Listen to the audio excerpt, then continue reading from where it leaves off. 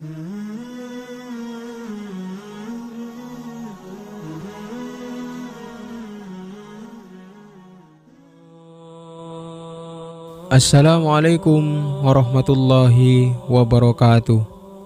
Bismillahirrahmanirrahim.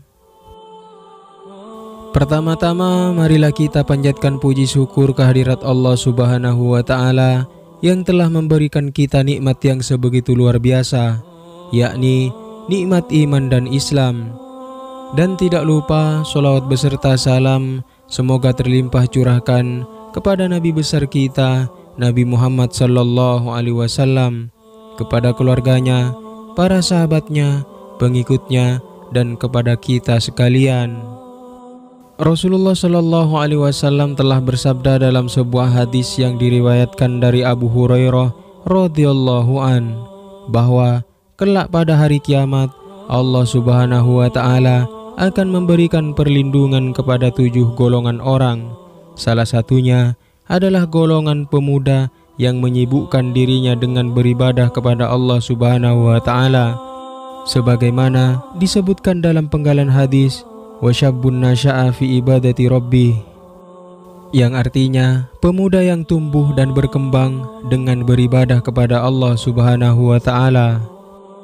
Pemuda yang mampu mengisi hari-harinya dengan beribadah kepada Allah Subhanahu wa Ta'ala adalah yang terselamatkan baik di dunia maupun di akhirat, sebagaimana Ashabul Kahfi ataupun para pemuda Kahfi yang menghindari kezaliman penguasa demi mempertahankan akidah mereka dan keleluasaan beribadah kepada Allah Subhanahu wa Ta'ala. Dalam surah ke-18 di dalam Al-Quran ini, Allah Subhanahu wa Ta'ala menceritakan kisah para pemuda itu. Surah itu diberi nama Al-Kahfi sesuai dengan nama kelompok pemuda tersebut. Penamaan surah ini menjadi bukti bahwa Ashabul Kahfi mendapat perhatian besar di dalam Al-Quran. Ashabul Kahfi adalah nama sekelompok pemuda beriman yang hidup pada masa Raja Dicyanus di Romawi, beberapa ratus tahun sebelum diutusnya Nabi Isa alaihissalam. Mereka hidup di tengah masyarakat penyembah berhala dengan seorang raja yang zalim. Ketika sang raja mengetahui ada sekelompok pemuda yang tidak menyembah berhala, maka sang raja marah lalu memanggil dan memerintahkan mereka untuk mengikuti kepercayaan sang raja. Akan tetapi Ashabul Kahfi menolak perintah itu dan lari menjauh dari sang raja. Dikejarlah mereka untuk dibunuh. Namun mereka selamat dari kejaran pasukan raja dengan bersembunyi di sebuah gua. Kisah tersebut antara lain bersumber dari ayat 10 surah Al-Kahfi, yang artinya, "Ingatlah tatkala pemuda-pemuda itu mencari tempat berlindung ke dalam gua, lalu mereka berdoa, 'Wahai Tuhan kami, berikanlah rahmat kepada kami dari sisimu dan sempurnakanlah bagi kami petunjuk yang lurus dalam urusan kami ini.'" Ashabul Kahfi mencari tempat berlindung di sebuah gua demi menyelamatkan diri dari ancaman pembunuhan oleh pasukan Raja Dicyanus karena menolak untuk berhenti menyembah Allah Subhanahu wa Ta'ala. Mereka berdoa agar Allah Subhanahu wa Ta'ala senantiasa memberinya petunjuk yang lurus dalam setiap urusan yang mereka hadapi. Usaha mereka untuk bersembunyi di gua dan doa-doa mereka agar Allah senantiasa memberinya petunjuk merupakan bukti bahwa Ashabul Kahfi adalah sekelompok pemuda yang gigih mempertahankan iman, yakni iman tauhid yang hanya menyembah Allah Subhanahu wa Ta'ala. Dengan perlindungan Allah Subhanahu wa Ta'ala, mereka kemudian tidur selama bertahun-tahun di dalam gua itu.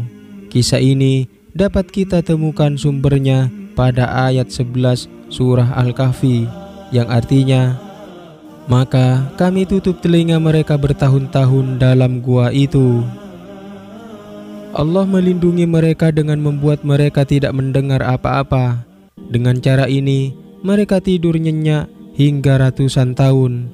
Berapa lama sebenarnya mereka tidur dalam gua itu menjadi perdebatan di antara dua kelompok dalam Ashabul Kahfi sendiri.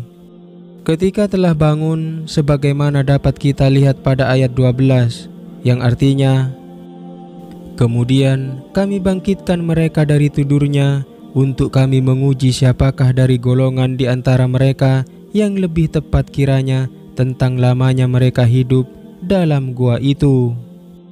Mereka kemudian bangun karena Allah Subhanahu wa Ta'ala yang membangunkannya, sebagaimana sebelumnya mereka tidur karena Allah yang menidurkannya. Dengan kata lain, mereka tidur selama berabad-abad itu karena memang Allah Subhanahu wa Ta'ala yang menghendaki demikian dalam rangka menyelamatkan jiwa dan iman mereka. Ibnu Katsir dalam tafsir Al-Quran Al-Azim menyebut angka 309 tahun untuk menunjukkan lamanya mereka tidur dalam gua. Mereka mulai tidur di zaman pemerintahan Raja Dicyanus dan baru bangun setelah raja yang berkuasa setelah berganti beberapa generasi. Masyarakat beserta sang raja pada saat itu sudah beriman kepada Allah Subhanahu wa Ta'ala.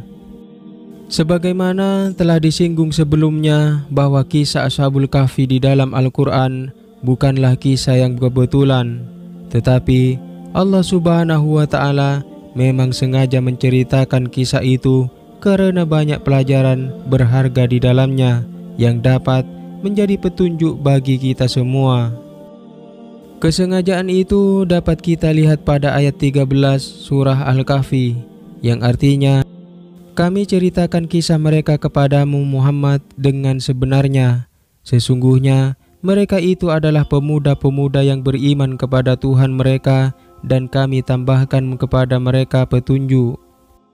Allah sengaja mengangkat kisah Ashabul Kahfi sebagai kisah teladan dari para pemuda yang memang layak untuk menjadi suri teladan dari generasi ke generasi. Kisah Ashabul Kahfi ini adalah perlunya mempertahankan iman dalam kondisi apapun. Iman memiliki peranan sangat penting karena dari situlah akan lahir amal-amal saleh dalam kehidupan di dunia ini yang buahnya akan dinikmati terutama di akhirat nanti. Hadis Nabi yang menyatakan bahwa ada 7 golongan orang yang akan mendapat perlindungan dari Allah Subhanahu wa Ta'ala, yang salah satunya adalah para pemuda yang tumbuh dan berkembang dengan suka beribadah kepada Allah Subhanahu wa Ta'ala. Maka Ashabul Kahfi yang terdiri dari 7 orang pemuda itu menjadi salah satu contohnya. Setelah mereka bangkit dan kembali pada kehidupan nyata, para pemuda itu melanjutkan ibadahnya kepada Allah Subhanahu wa Ta'ala. Di dunia, mereka mendapat perlindungan dari Allah Subhanahu wa Ta'ala. Terlebih nanti di hari kiamat, mereka akan mendapat perlindungan dan pertolongan bersama-sama dengan ke-6 golongan orang lainnya, yakni yang pertama, para pemimpin yang adil.